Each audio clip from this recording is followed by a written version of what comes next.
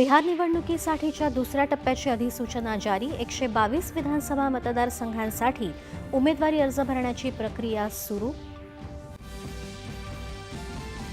बिहार विधानसभा निवडणुकीसाठी रालोआचं जागावाटप जाहीर झाल्यानंतर भाजपाची पहिली उमेदवारी यादी आज जाहीर होण्याची शक्यता.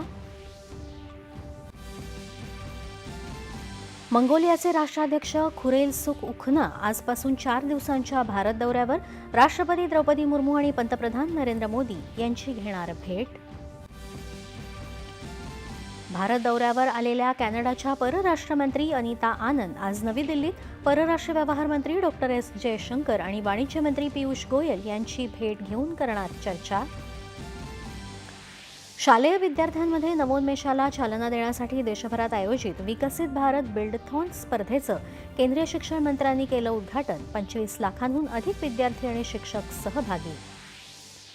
विविध प्रकारच्या वाहतुकीद्वारे अखंड आणि कार्यक्षम कनेक्टिव्हिटी प्रदान करणाऱ्या पंतप्रधान गतिशक्ती राष्ट्रीय मल्टी मॉडेल कनेक्टिव्हिटी बृहत योजनेला आज 4 वर्ष पूर्ण.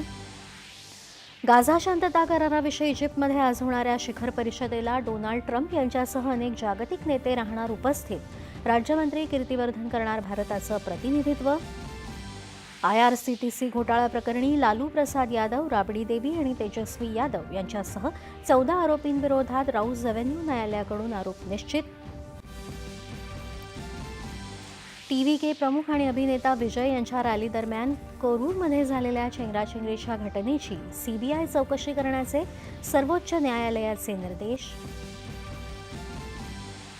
राज्यातल्या 5 समुद्र किनाऱ्यांना मिळालं आंतरराष्ट्रीय दर्जाचं ब्लू फ्लॅग मानांकन. श्रीवर्धन, नागाव, पर्णका, गुहागर आणि लाडघर समुद्र किनाऱ्यांचा समावेश. दिल्ली इथं सुरू असलेल्या भारताविरुद्धच्या दुसऱ्या क्रिकेट कसोटीत वेस्ट इंडिजची दुसऱ्या डावात आघाडी. कॅम्पेल आणि शेहोप यांची शानदार शतकी खेळी. आणि राज्यात 15 ऑक्टोबरपासून वादळी पावसाचा अंदाज. शेतकऱ्यांनी काढणी केलेली पिकं पाऊस आणि वाऱ्यापासून सुरक्षित ठेवण्याचं प्रशासनाचं आवाहन. नमस्कार.